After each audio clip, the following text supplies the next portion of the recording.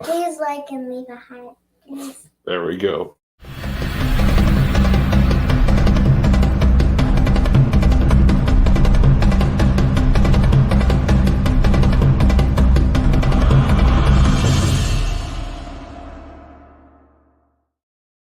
Hello, everyone, and welcome to the Vidor Locksmith Show. I'm your host, David Gibson. So excited to be here with you guys where we are unlocking the secrets to success in the oil and gas industry. One interview, one technical presentation, and one technical screw-up at a time.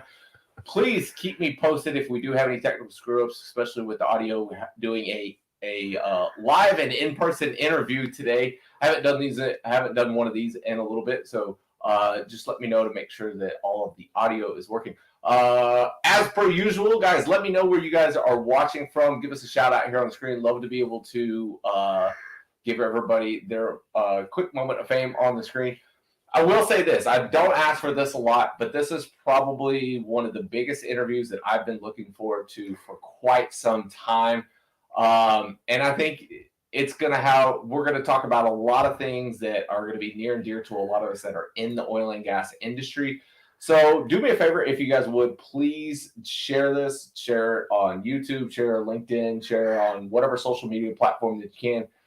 Love to be able to get this interview out there. It's really, really, really important one to me. So we'll start up there at the top and say hi to a couple of the people that are already here and watching. So Dr. North says, morning all. Thanks for being here, sir. As per usual, Mr. John DeWart tuning in from Colorado. Thanks for being here, sir. Ian Purge. It says, good morning from the Woodlands. Thanks for being here, Ian. Once again, Duncan says, audio is a bit odd and distorted, or maybe it's just my speakers. All right. Well, if anybody else is listening in, please let us know. So we might be able to make an adjustment there. Blake Randall says he's here in Austin. All right. It's good.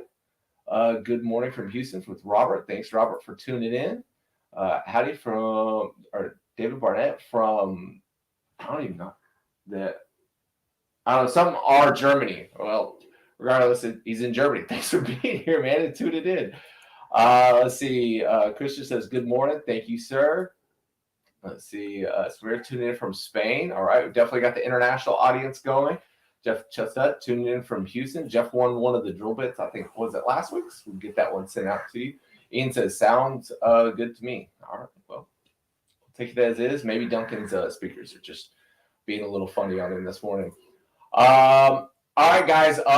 So as per normal, if you guys want to be able to win yourself a Gibson Reports 3D printed drill bit, put in hashtag Gibson into the comment section now, and we will get one of these or get you into the drawing for one of these today. And for our quote unquote commercial spot, because somebody's got to pay for this. If you guys haven't seen it, Wednesday we came out with another How It's Done episode with Wellbore Integrity Services. Absolutely amazing episode. We're continuing on with season 2. Got a handful more episodes to be able to come out. If you like what you see, if you're interested in having your company take part in one of the How It's Done series, please reach out and get in touch with me, and we will send my mom, the award-winning videographer, out to your facility and film some stuff. Right. And this is the intro for it. Take a look, guys. And don't forget hashtag Gibson into the comment section.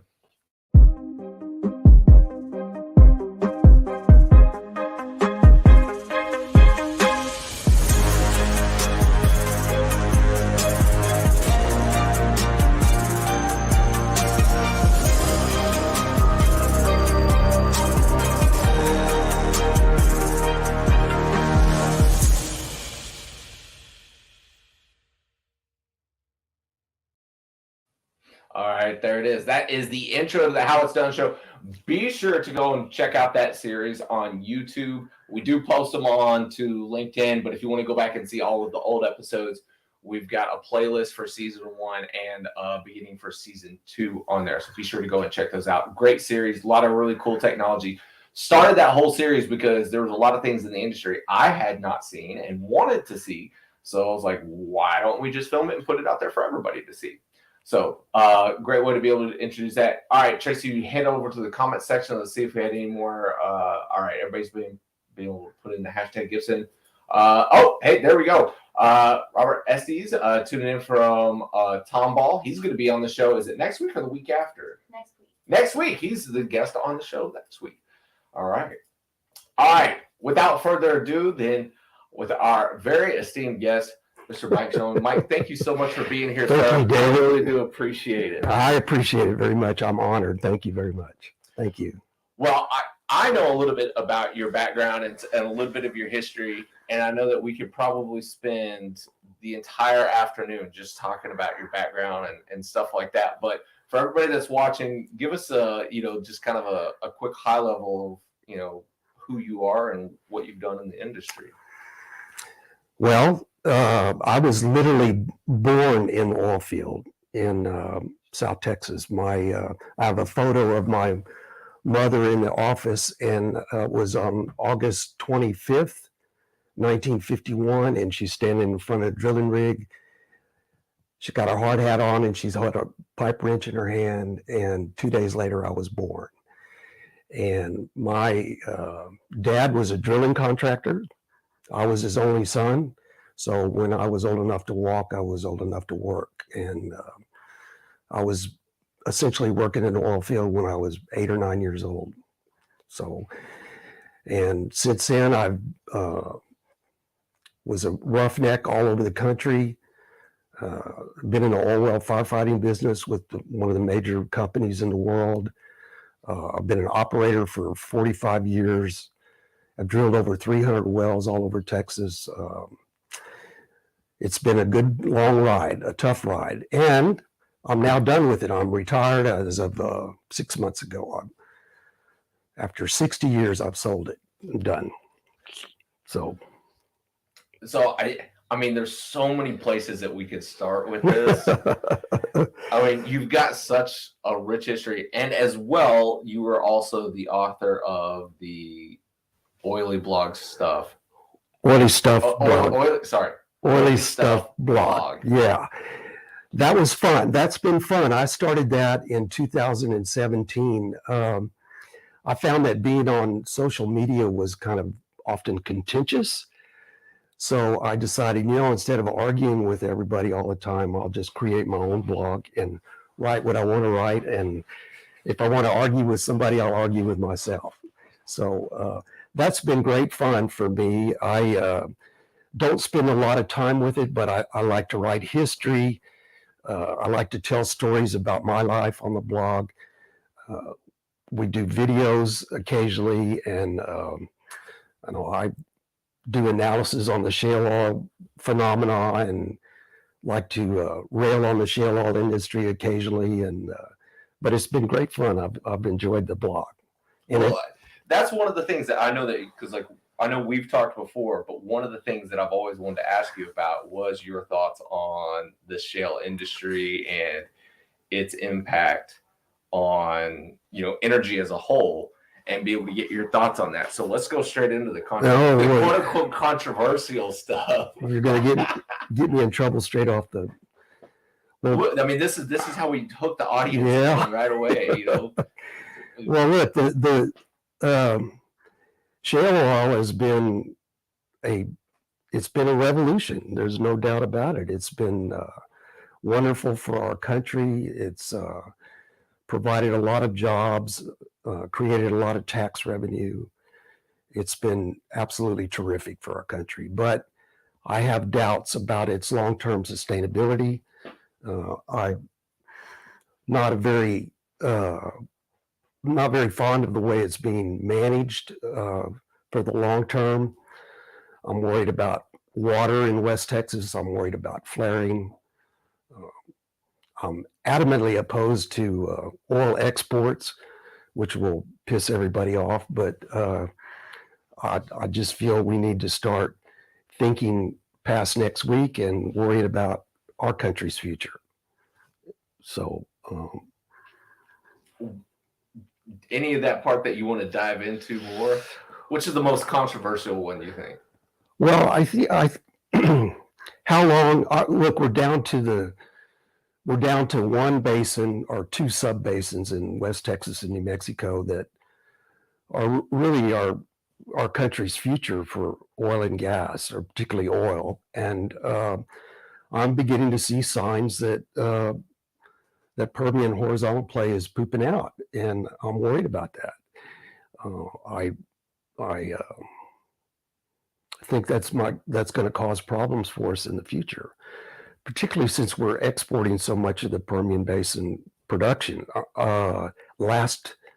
Last week, I believe we exported 5.3 million barrels a day from the U.S., and the Permian only produces about 5.5 million barrels a day. So here we are, we have this valuable, amazing gift from God in West Texas. This is strategically located next to Cushing, to Gulf Coast refineries. It's our perfect oil savings account for our kids and for our long-term energy security. And what are we doing with it? We're exporting the oil from it. I mean, 85% of Permian production goes straight to the beach and gets put on a ship and sails away. We never see it again. I did not know that number. So I'm worried about that. That's a significant amount. Yeah, I'm worried about that. All the especially with Cushing being so low. Yeah, inventories are low. Look what this administration is doing to the SPR. It's being drained, still being drained.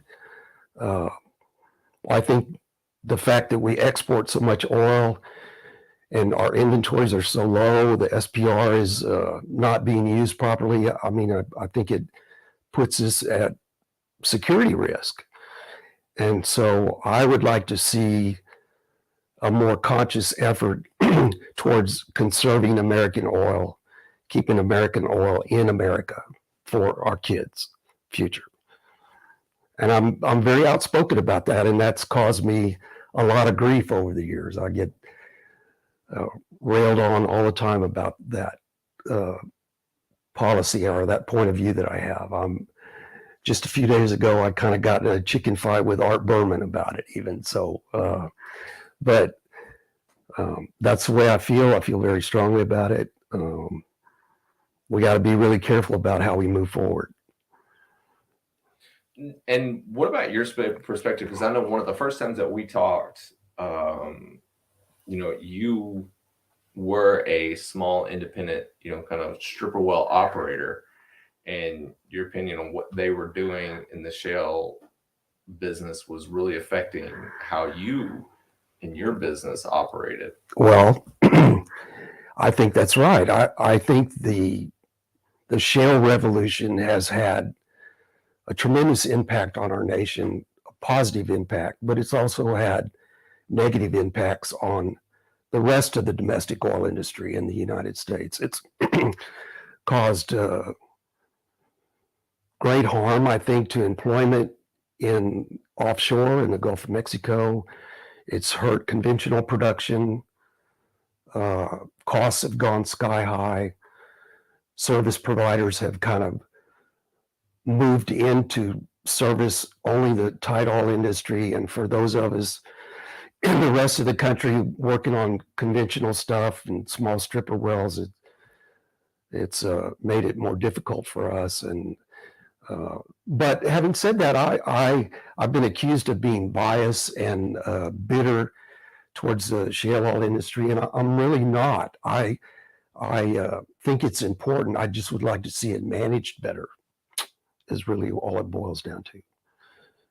So now take me through the history of you becoming an operator, and how did that get started?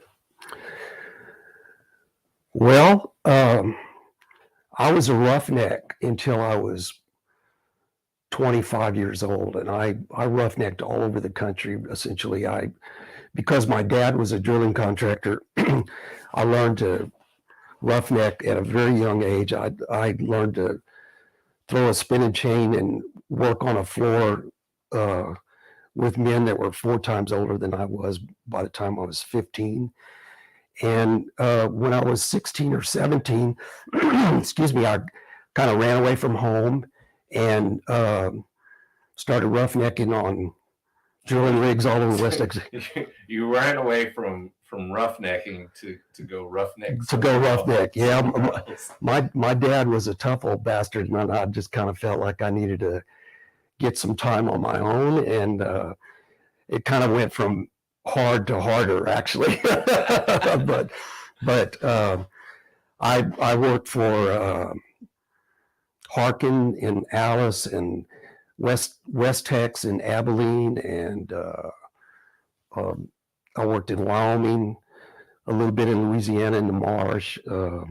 I was actually a driller on some 1,500 horsepower rigs by the time I was 21, 22. I used to work in derricks a lot. And so my background was in drilling, but I always paid attention to, it wasn't just a job for me. I paid attention to how the wells were designed and how they were engineered. And that was very important to me. So by the time I was 26 or 7, I had an opportunity to begin to operate. And I found some geologists over in San Antonio that needed an operator, that needed somebody like me that had some know-how.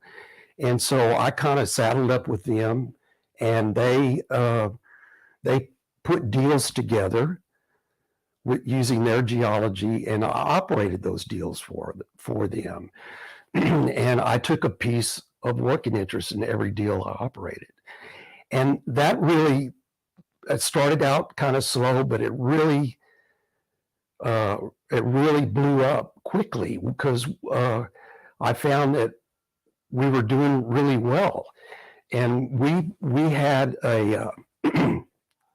we put together a group of investors that were actually world-renowned Texas geologists, that people like Tony Sanchez from Laredo, or Arthur Seligson of the famous Seligson oilfield down on the King Ranch, and Reese Rolling from Corpus Christi, and the Claybergs from the King Ranch. I sold a lot of working interest to T.O. Clayberg, and Dub Yarborough, who's from Midland, who ran the King Ranch Oil and Gas. We had this group that enjoyed taking little pieces of marginal stripper wells that they could participate in and go out and watch. And I did really well for them. That we all started making good money. And so it just snowballed, and we started drilling different prospects all around Texas, and did really well. In my career, I've drilled probably 300 wells that I actually have working interest in and operated. And so, yeah, we did really well. And then over the years, all the investors, as the wells started declining and depleting, and they made all of their upfront money and had really good returns, they kind of wanted to get out of these marginal stripper wells. So I would buy them out. And when it was all said and done, by the time I retired a few months ago, I was down to about 60, 65 wells, but I owned almost 100% working interest in a lot of those wells myself. And so, wow. Yeah, it was, it's been a long, arduous haul. I can't think of anything more difficult in the entire world than to be a small independent stripper well operator. It's the hardest thing in the world. Right. And it's very stressful. Well, I haven't slept probably in 50 years. Very hands-on. I mean, I had to do a lot of manual labor. I used to do my own tank hookups, my own plumbing. I would run my own backhoe. I would had a workover rig. I would operate the workover rig or fill in as a tong man or whatever. And it was a constant battle in the field. And then at the end of a long day, we had to come back to the office and keep that all sorted out. And manage all these wells and make sure the bills were being paid properly and all the regulatory issues with the Texas Railroad Commission were done. And it wasn't easy, but we did it. I think we did it well. And when I say we, I've had the privilege of working with a couple of people for the entire 45 years I was an operator. They're still with me. They're still my friends. We started together. We learned a lot of things together. I had the same office manager and controller for 40 years in my office, and she could have been president of the company very easily, because without her I could not have done it. She knows where all the bodies are buried, that's for sure. She was great. I could not have done it without her. And so that wasn't, I'm very proud of the way I did all that. I was good to my employees. I took care of them. I put dozens of kids through college. When I retired, I took care of my employees. I paid their homes off. They're all good. They're all set for life. And so I should have been working for you. I'm proud of that. I'm very proud of that. And in all those years, I think I only had to let a couple of people go once or twice, and maybe had to fire a couple of people once or twice. But for the most part, if you worked for me, you were my family, and I took good care of you. And so I didn't do it all on my own. I had a lot of help. And but yeah, it's been a good life. It keeps you humble. I think being a small stripper well operator keeps you very humble. And I think that I always say to people that argue with me about shale oil economics that I don't know that I'm not doing it correctly, that I don't know what I'm talking about. And my argument is, well, if you want to know if a well is profitable or not, if it's economic, ask a stripper well operator, because we work out of a checkbook. And so I feel like I have a good handle on well economics, and it's money in and money out, and all that other stuff really doesn't matter too much. So, but I get railed on occasionally for not understanding the complicated financial issues of shale oil. And I actually think if it was less complicated, it would be a whole lot better for the industry, for that sector. If they were working out of a checkbook, they would do a lot better. So let me ask you this.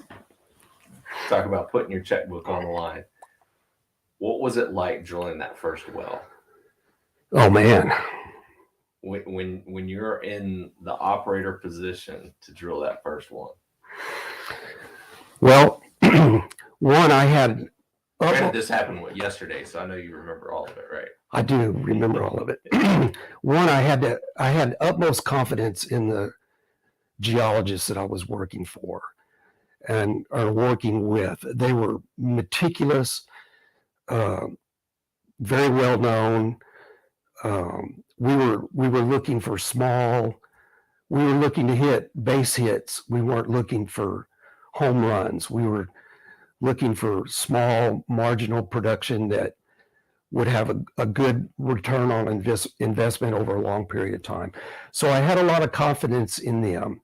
And so it wasn't, and I took small pieces of working interest from the get-go. So it wasn't like I was risking everything. But as time went on and I started getting more and more working interest, and I started doing my own geology and spending my own money, my own family's money, it can be very contentious and very stressful. Yeah, I mean, you think you know what's going on, but it's dark down there and it's hard to see. And sometimes you make mistakes, and it hurts financially when you're spending your own money. It hurts, but you be very mindful of the risk you're taking, and think in the long term, accept the downfall and move on. Go drill another well. And I did. So it's worked out very well. But yeah, I've had some, I have to tell you that there was a time, the first well that I ever drilled, which I owned 100% working interest on, was back in 1985. And I think the price of oil was $12 or $13 back then. And I had everything I had in this well. I had tanks and pumping unit and tubing, and all of that came out of my yard in inventory. So I didn't have to spend money on that, but I did have to spend money on the drilling contractor and logging the well and cementing and all that. And I plopped down everything I had at that time. And the price of oil was very low, and I was in trouble. It was a struggle. And this was a very kind of risky thing. I had a target in this developed field that I thought had not been tested before. And anyway, make a long story short, I perforated this well, and we put it on rod lift as a means of testing the well. And I rigged the workover rig down. Everybody went home, and I stayed out there in my pickup to watch it a few hours to see how it was doing. And within about 3 hours of putting it on rod lift, it kind of flipped over and started making oil. And the longer I stayed out there, the more oil it made. And by the time it got to be dark, it was making 70% oil.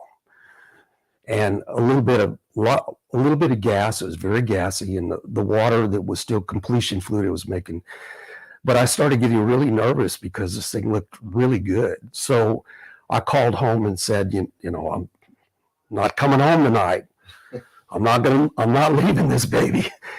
So I slept in my truck that whole night and got up several times in the middle of the night with a flashlight to check on the well. It kept getting better and better and better. And by daylight the next morning, it was 100% oil and making about 45 or 50 barrels a day.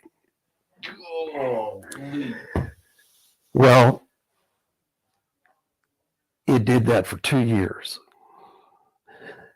And wow. I'll be honest with you, it saved my ass big time. And that well went on to make about 75 barrels a day. It cost $63,000 to drill. It made about 73 something thousand barrels before I plugged it. And so my rate of return on that well was, I don't know, something like 80 or 90 to 1. That one single well sort of made my company at a point in time where I didn't think I was going to be able to last much longer. So not only did that well save you, but that well made the company. It did. It did. It really did. One, immediately after it came on at 60 barrels a day, I slowed it way down because I'm a firm believer in long-term reservoir management. I have always adhered to that engineering principle, and I never try to gut wells for immediate cash flow or something. I'm always thinking about the long term. So after that well IP'd for 50 or 60 barrels a day, I slowed it way down. I got my help back out there, and we changed electric motors and put different shivs on the pumping unit and slowed the whole thing down where it was making 40 barrels of total fluid a day. But it was solid oil. And so I could mess with it. I could speed it up and slow it down as I needed to at the time.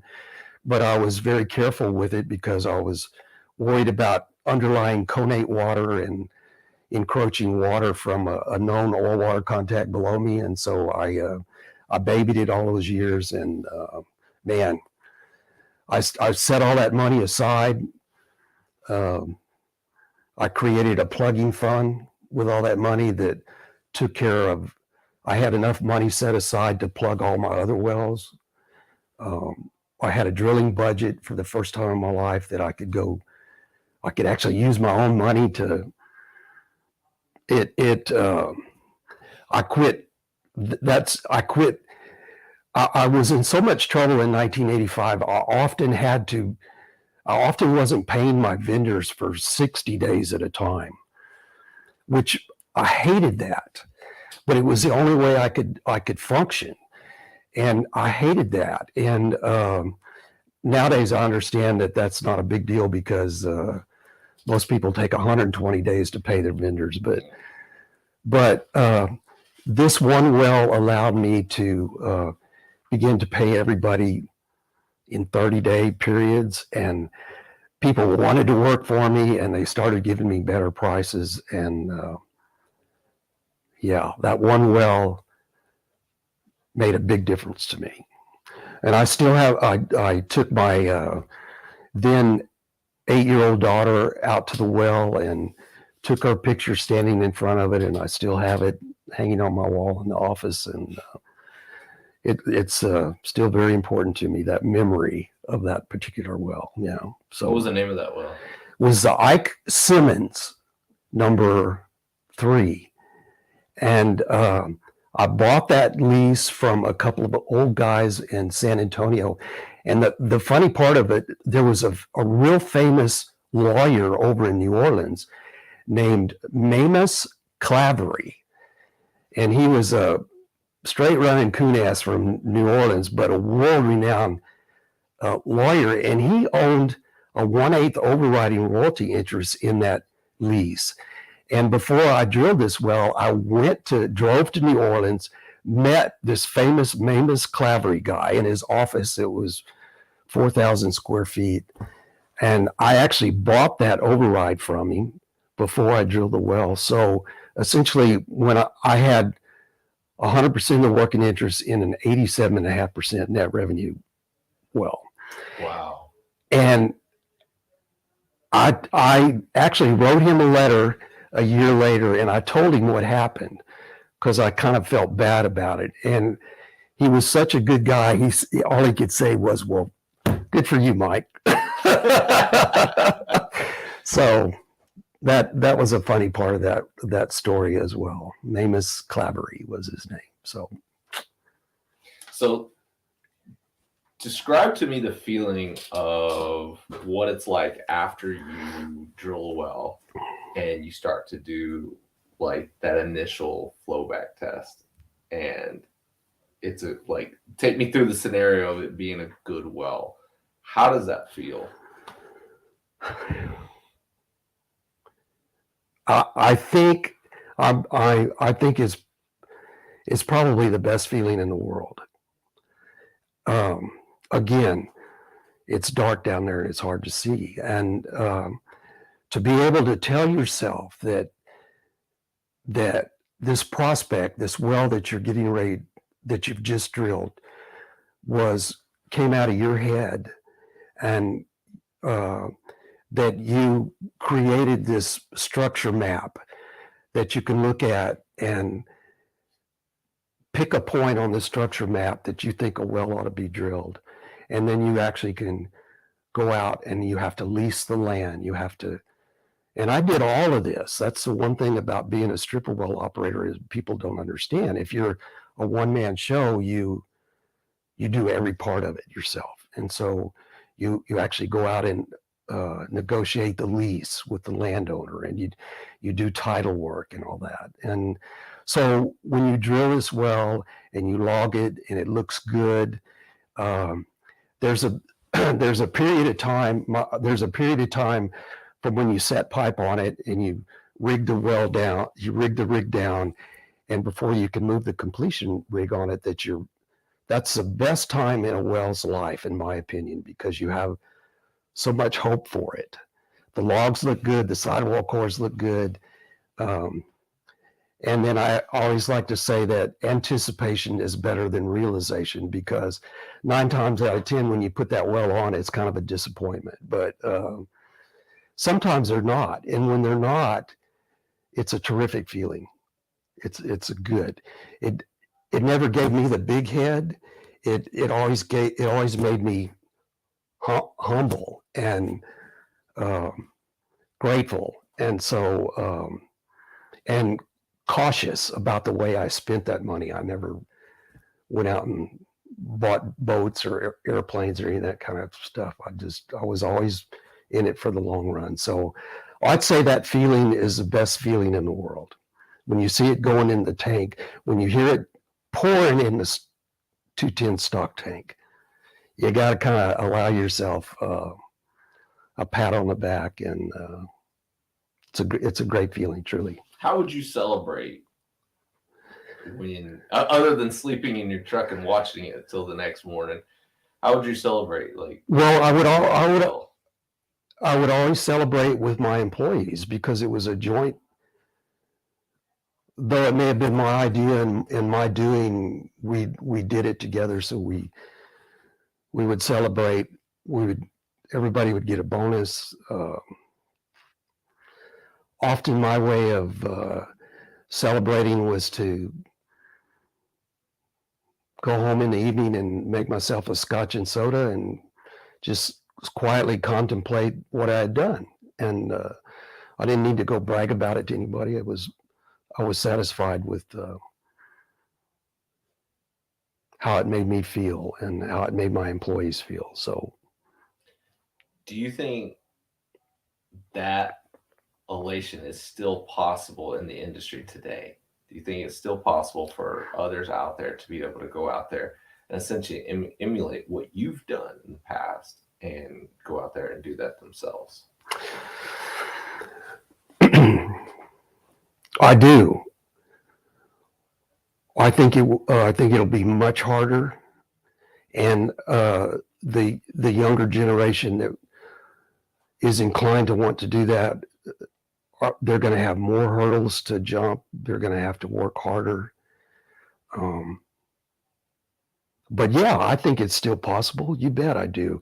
I think the problem is everybody wants to flip acreage and make money, lots of money, as fast as they can.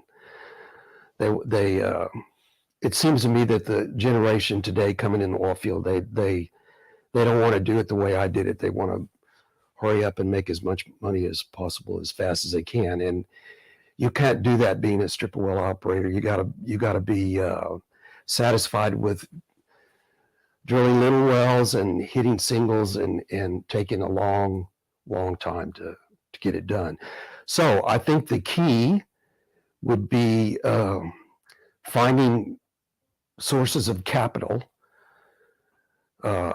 If a person can generate a prospect, he's going to have partners, unless he's wealthy and can spend $200,000 or $300,000 immediately on his own well. You need to kind of dilute your risk, and so it's always a good idea to get working interest partners initially, and that'd be the key for new people coming up. Would be, okay, how do I go find new capital from? But I think there's still a lot of individuals out there that have a lot of money that enjoy investing in little operations when they know the operator and they can trust the operator. And so yeah, I think there's still a lot of marginal conventional oil out there to be found. You just got to go look for it, and whoever you're selling your deal to, I think you've got to be above and beyond all else. You've got to be honest and tell the truth. You can't start lying to people and hope it's all going to turn out for the best. If you show a person a deal, you got to tell them the risks straight up and look them in the eye and say, you know, I think this is what this well is going to do. And I think that way enough that I'm willing to put my own money in it, but I can't make you any promises. I don't know for sure, but you have to not lie, because if you're lying to somebody else, you're essentially lying to yourself. That doesn't work. There's too much of that going on in the oil business today. And then you got to do whatever you say you're going to do. 100%. You tell a working interest owner you're going to do this, you got to do exactly that. And what happens is they begin to trust you.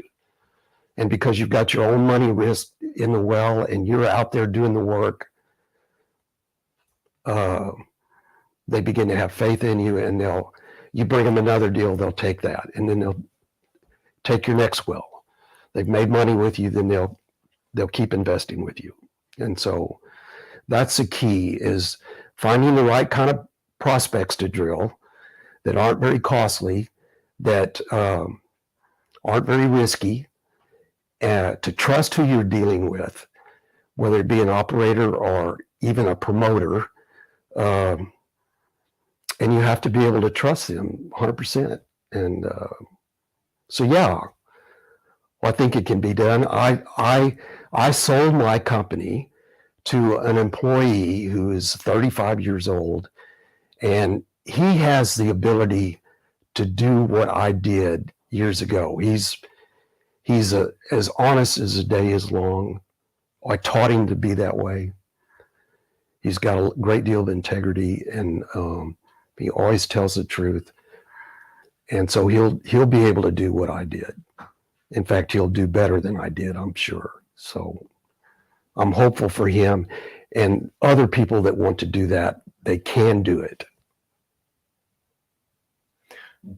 Do you think now, with the amount of shale and horizontal well drilling, that there is a lack of expertise in being able to do the vertical, like stripper well? Yeah, of course. Conventional well drilling? Of course. I think. So does that mean, then does that also increase the opportunity that's there to be able to do that? Absolutely. 100%. I mean, most shale oil engineers I know could not do what I do. They don't have they wouldn't know what to do. They don't have a clue. That one, they wouldn't be content with 10 barrels a day, or they'd always be trying to fix it or make it better, and in the process they lose all their money. But I think being a small operator requires a great deal of patience, and there's a tremendous opportunity for somebody that has a lot of drive and a lot of will and is tough. You got to be a tough son of a bitch to do what I did. You got to be able to take the good times with the bad times. You got to be able to stay up 48 hours in a row. You know, be able to take people to the hospital when they need to be taken, and keep going. But yeah, there's good young men out there that can still do that. And I would urge them to do that, because I believe that we are headed for a time. Let's face it, we're coming to the end of the fossil fuel era. I believe that firmly. And it's still decades away, but I think unconventional oil is unaffordable. Basically, it's marginally profitable. It's hard to make a living drilling shale oil wells. It requires constant influx of capital. And I think when those shale wells begin to lose their productivity and EURs start to go down, which I believe they will, the economics will get worse. And those will be the first wells that are not drilled. It'll be the marginally profitable, very expensive shale wells that'll not be drilled. I think there'll always be room for conventional stripper wells that are cheap to drill, that make a good profit, that don't take a lot of money to operate. I think that's the future of America's oil business, to be honest with you. I do. I'm very fortunate because I found a trend that I ended up most of my career in that had a very beautiful, it was a low gravity, 22, 23 gravity oil that was very sweet, has very little sulfur in it. It's beautiful green. It smells wonderful. I try to get Catherine to wear some behind her ear now and then. But and it commands a premium to other WTI type crudes. It's used as a lubricant. It's not commingled or mixed with light oil. It's got its own refinery end user. I think that's important. I think lower gravity crude oils are going to be important. This tight oil stuff is light and getting lighter. It's hard to refine. I think that looking for the right oil is important. And when you find it, hang on to it like your life depends on it. Just develop as much as you can in that area. Yeah. And I did. One of the unique things about this trend that I worked in was, besides the quality of the oil, it was associated with fresh water. And it's an amazing thing because the water produced with oil is so fresh that it can be treated properly and dumped on the ground, used for livestock reasons. Cattlemen in the area use it. It's great water. It's an important source of Texas surface water.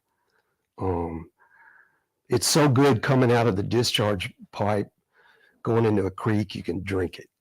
That's how good it is. Better than what they drink in Luling, I promise you.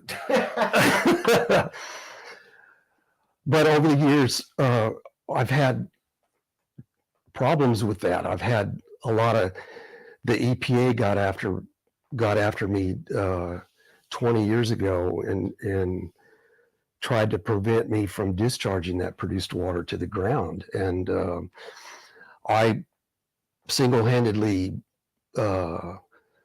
butted heads with the Environmental Protection Agency of the United States of America and beat them.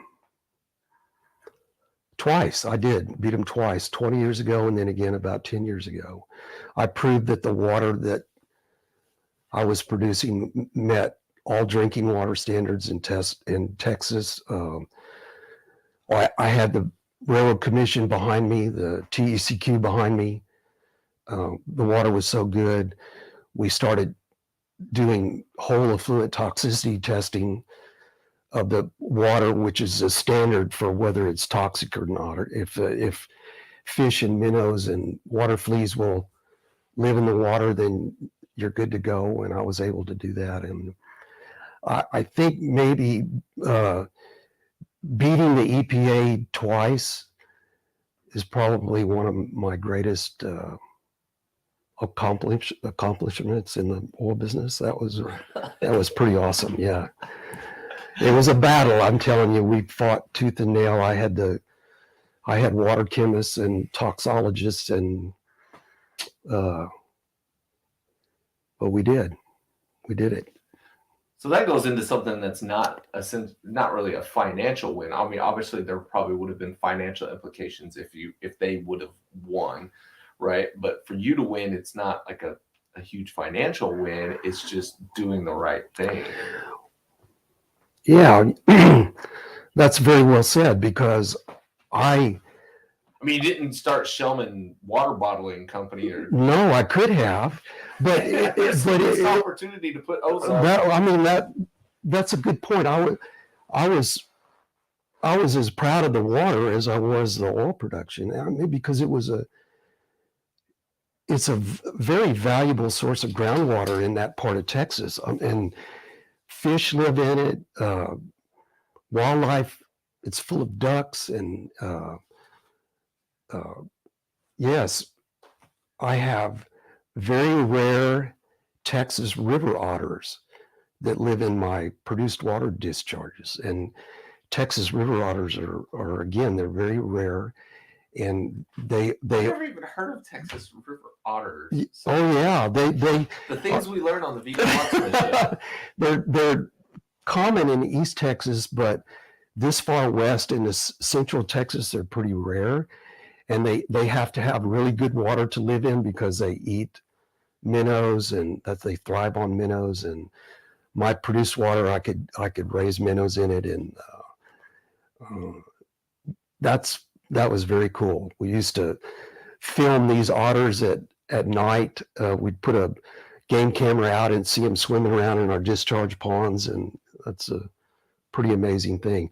The water is so valuable, I think, to Texas surface water that I could sell it to cities for use, perhaps, or I had it tested for frac source water. I could have sold it for frac source water, but that would have deprived my landowners of a valuable source of water, would have dried up creeks that or otherwise would have now always wet and a great source of water for wildlife. And so, yeah, I'm proud of that.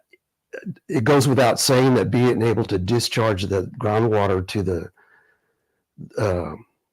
the surface makes my incremental lift costs much lower. I admit that, but I feel like I'm doing a good thing with my water, so I'm very proud of that, actually. I mean, that then brings the question, makes me think, is like, how many wells out there actually have fresh water, but maybe might not be tested, and they're just thinking of them as just a standard saltwater disposal kind of thing and just shipping them off. Now, I mean, obviously there are a lot that are, just brine water that's coming in. Sure. But, I mean, I wonder how many others are out there that are sure not even thinking in that, that they're not willing to put up that fine EPA to say, oh, wait, no, this is. I think it's interesting that the shale oil industry now, they're battling their produced water issues, and they're trying to recycle this produced water and render it usable. And they're having a hard time with it. They're fighting with the EPA, and they're struggling with regulations that I've already was able to achieve for me and a dozen or more other operators like me. We have a strict set of standards that we have to follow, but we follow them.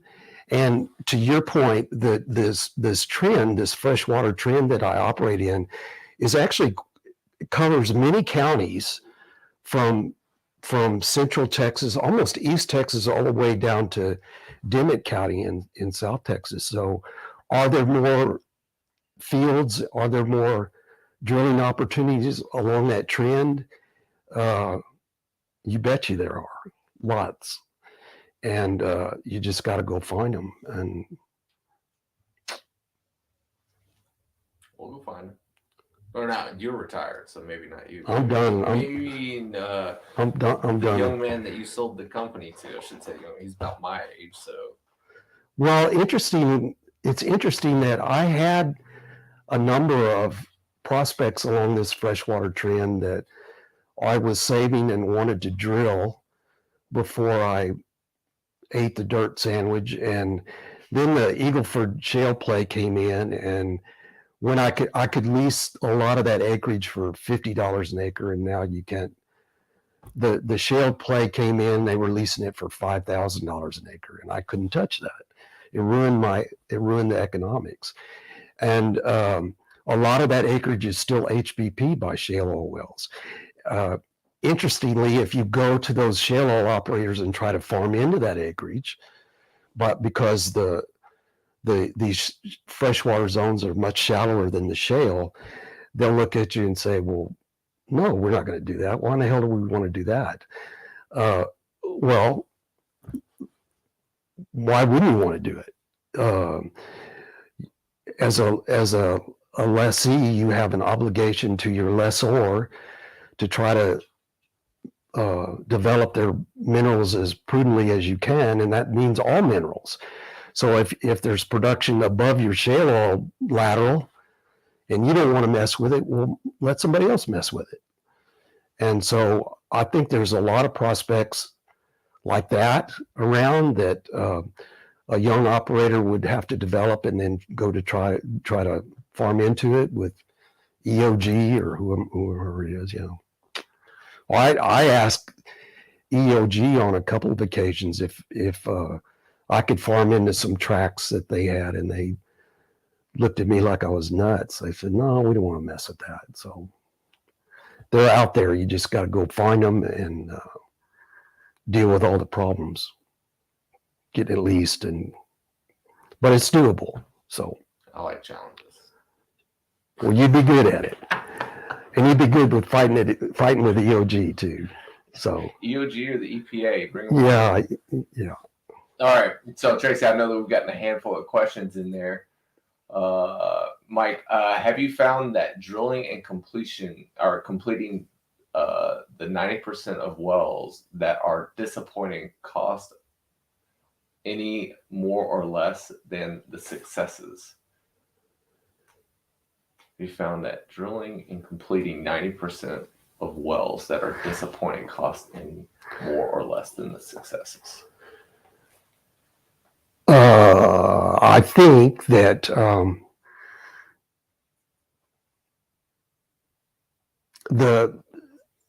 the wells that I drilled, the drilling and completion costs were very similar. So I had to be very careful about evaluating a well very thoroughly before I set pipe on it. I rarely set pipe on a dry hole. I have. In fact, I did recently. But most of the time, when I knew the well was completable by logs and sidewall cores and everything, and I set pipe on it, I knew it was going to produce. And so the additional cost of completing it wasn't that much more than drilling the well to begin with, particularly if you're a large strip well operator like I was. I had 70 or 80 wells at one time, and I always had a big inventory of equipment that I could draw from. So if I set pipe on a well, I would just go get something out of the yard, tubing rods, pumping unit, tanks, all that was already paid for. And so I could put it on pretty cheaply. I used to, it's interesting to me that I believe that shale oil economics today are so marginal that these guys are spending $10, $11, $12 million to drill these wells, and I don't see them. They're making return on investments of 150, 160%. That, to me, that sucks. I don't know how you do that. I don't see how you can do that. If you spend $12 million on a well and all you hope to make is $18 million on it over 10 or 12 years, those economics never worked for me. So I would drill wells that would only make 5 or 10 barrels a day, but they would make that 5 or 10 barrels a day forever. I had decline rates that were less than 2% per year. And I had rates of return on a lot of my wells that were 70, 80, 90 to 1. I would drill a $150,000 well that would make $3.5–4 million before it pooped out. Or really, before I sold the company, they're still going strong and still making my new owner money. And so it's all about longevity and being patient and not trying to make it all at once. That never worked for me. So. Wow. What else we got there? So much knowledge was stored in people like Mike. That's from Janie Snelson. Do you know Janie? Janie Snelson. No. Oh. I know Jerry Hudson. Oh, okay. Hi, Jerry. Jerry Hudson's here. I was going to say, it's so refreshing to hear from Mike Shellman, so smart and practical. And then Jerry Hudson says, is the young guy that you sold your company to going to be drilling prospects? Yes, he is. He's trying to get his feet on the ground now.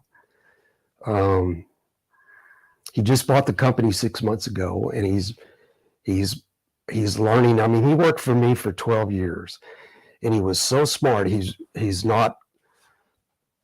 had a college education. I never went to college. I went to college, but I never finished college.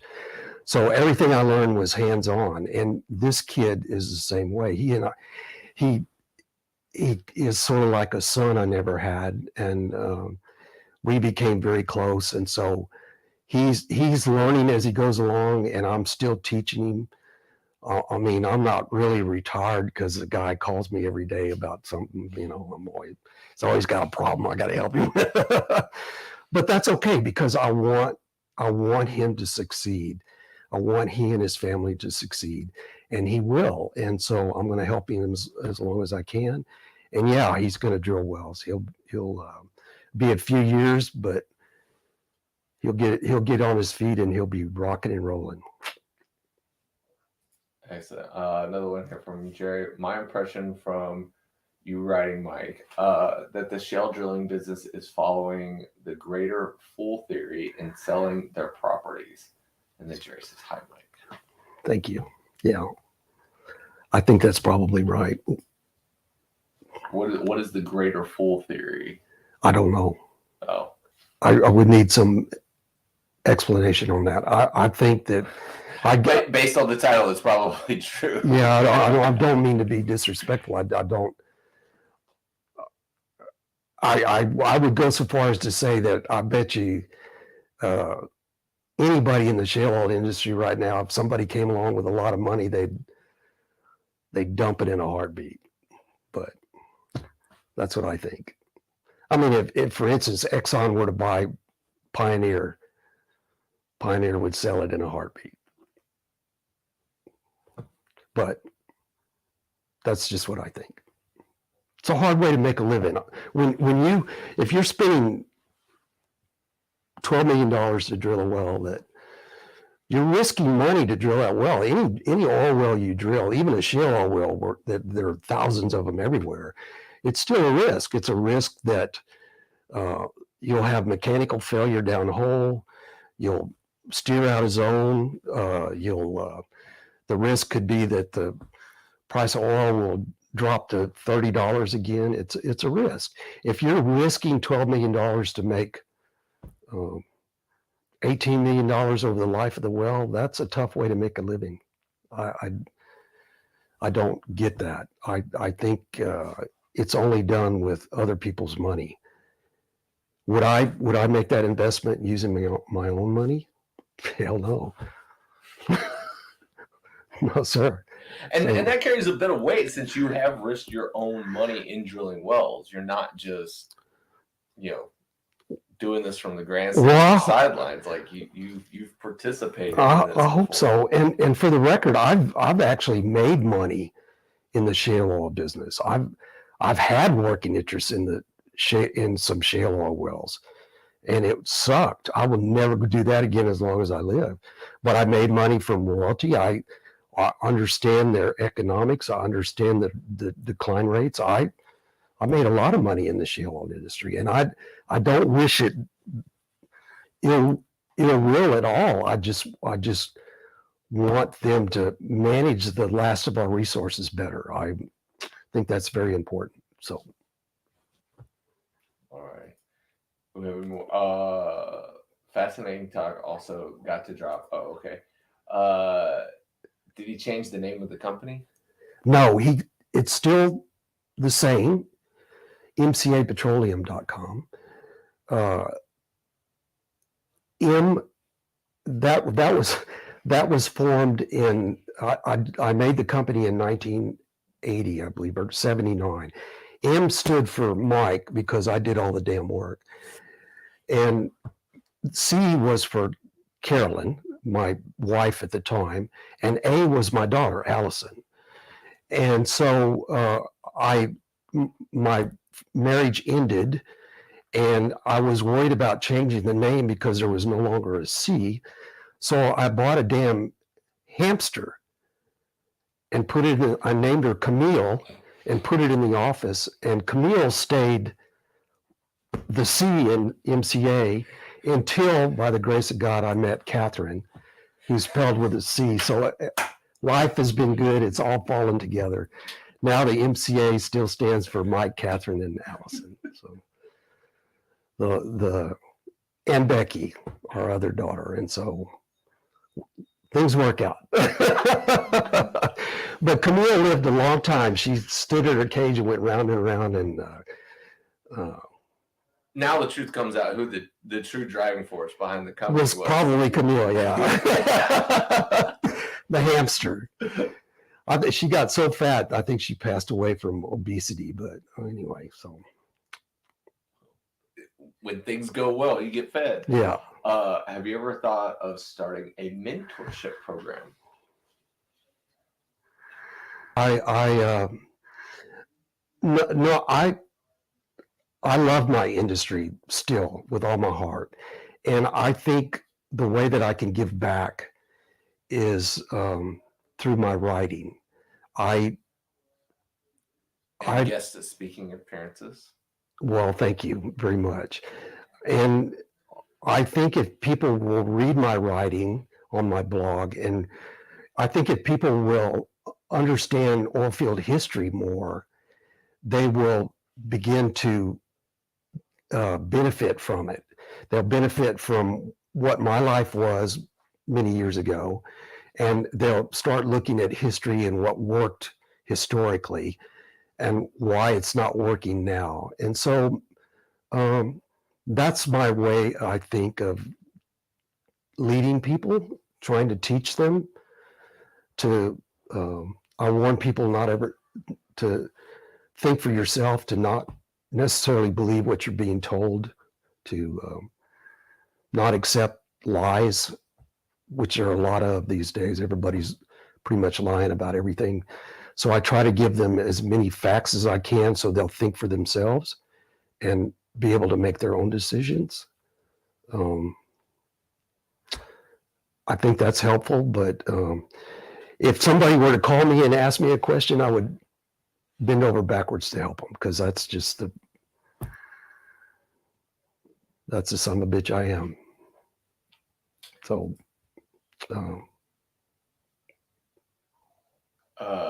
well, thank you for that. The greater fool theory is selling to some company not really knowledgeable like Civitas. Okay, in that regard, yes, I think that's occurring. There's not a lot of mergers and acquisitions going on in the Permian right now, which I don't understand, but there are some. So yeah. Jeff says, agree with Mike about the lack of experience. It's talent, not just skills, but the ability to apply problem solving and critical thinking skills. Well, if you're a stripper well operator or a small conventional well operator, you have to, there's nobody back in the office you can run things by. I mean, you've got to be able to sort it out yourself. And you got to be able to see down there and kind of sense what's happening. And I can't tell you how many hours of my life I've sat on a 5-gallon bucket under a tree, just wondering what the hell just happened and trying to solve a problem. And for the most part, I did. I was pretty good at solving problems, and I just kind of sorted it out. And I think that comes from instincts, and it comes definitely from having something vested in what you're doing that you care about. So problem solving is a big part of being an operator. That's right. I mean, I don't have an engineering staff or a geological staff. I didn't have anybody to blame. When I did wrong, I never blamed the EPA. I never blamed Joe Biden. I never blamed the sun in my eyes or anything. It was just me. And so you got to be able to take responsibility for your own decisions and make those decisions and stand by them no matter what, even if they're unsuccessful. Words of wisdom. Civitas took on almost all the employees and are keeping the current management of the companies they bought for at least 6 to 8 months. This is not a bad way to learn. Civitas just isn't knowledgeable in the Permian. They are in other basins. Oh, from Janie. Sure, I would say. In finance, the greater fool theory. Okay, yeah, we kind of already went through that one. Eric says, thanks for the explanation. Camille the hamster, amazing from Jamie. Alexander Price says, love your writing. I know Alexander, thank you. Well, he was the one that asked the question about the mentorship program. Oh, well, he's been I used to write a lot on LinkedIn, and it got to be sort of contentious, particularly when I started picking on the shale oil industry. So that's when I developed my own blog and avoided people arguing with me all the time. And but I remember Alexander. Yeah, I'm more than happy to put it out there for you. I got no problem with poking people in the eye. I like that approach to sharing knowledge. Help them out. No need for a program to mentor. And LinkedIn user says, how has operations been impacted by the cloud and automation? How has your operations been impacted by the cloud and automation? Zilch. I mean, it's hands-on stuff. You got to be able to put your hands on it and do your own wellhead tests. You have to go out to the field and take your own oil water samples and with graduated cylinders, and you input that into the computer and it's there. But up until a few months ago, I used to write things in a notebook, and I relied on a notebook. I mean, I'm not very good at computers. We used computers in our office for joint operating billing, interest billing, and regulatory filings, but I never got into the machine learning stuff. I don't even know what that is, really.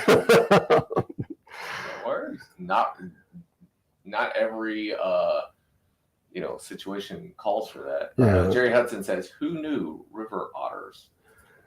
Thank you, Jerry. Yeah. And there was Lakshmi. There was comment in there.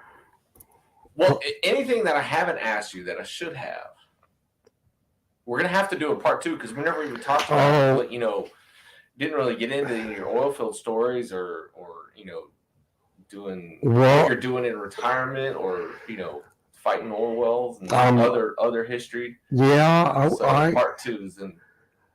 I would be honored to come back if I passed the first grade. Then it would be my great privilege to come back. And by the way, it doesn't take me but 15 minutes to get here, so hang out more often. I have some great stories. I have the great privilege of working with some very famous oil well firefighters. I have a lot of stories about that. I'm trying to write a book. I'm into Mexican oil history and have written a lot of really good things about early Mexican oil history, we've kind of befriended a very famous historian from the University of Texas named Jonathan Brown, who wrote Mexican Oil and Revolution, and he's got a lot of stuff that I'm trying to get from him to. So I'm working on that. I'm working on a screenplay, believe it or not. That this is why I said Renaissance Man on the.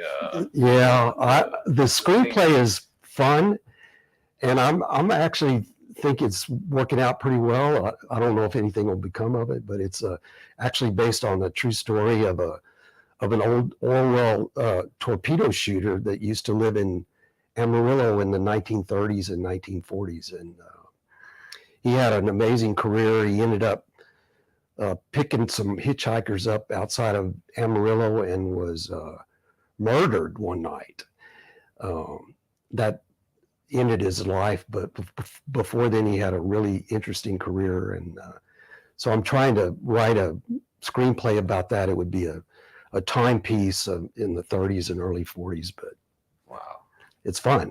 So I'm can't wait to hear more about it. See how that works out, On the second episode of the Vidor Locksmith. I would be very honored to come back, really, truly. Well, you guys are here watching. Let us know if you would like to have Mike come back on the show a second time. Let's see. Janie already says yes to part 2. Thank you. LinkedIn user says, please do part 2. We need those stories. It would be a pleasure to listen to you again. Thank you. Jeff Chestnut says you passed. I know. I remember Jeff from the LinkedIn days. Jerry Hudson says, are you still playing tennis? I know at least one person in this room is playing tennis. Yes, I am still playing tennis. Or more pickleball. No pickleball. God, no. I'm not old enough to play pickleball. No, that's for old people. And I'm 72 years old, and I still play I can still hang with 45-year-olds on the tennis court, and so I'm still doing that. No pickleball yet. So yeah, thank you. All right, Tracy, let's do the giveaway for the drill bit. For everybody that put in the hashtag Gibson, we've got 24 people that have put in for it so far. All right, and we are off and running. We'll see who the lucky winner is for this week. Let's see. And it's Mahoon. All right. I think he's won once before, but hey, nothing wrong with winning twice. This is what you get when you watch the show and you put in hashtag Gibson. Thanks, everybody, so much for watching. We really do appreciate it. Like I said earlier, next week, Robert Estes will be joining us virtually. And wrong camera. Robert will be joining us next week. Going to have an absolutely amazing conversation with him. Can't really think of anything else going on. Hopefully nobody lost any fingers or toes over the 4th of July. It was absolutely amazing for me. Hope everybody had a great a short holiday week as well as a good holiday. Trying to think of anything else. That's it for now. Thank you guys all so much for watching. Let us know when you want to be able to have Mike come back on the show. And as always, know your industry.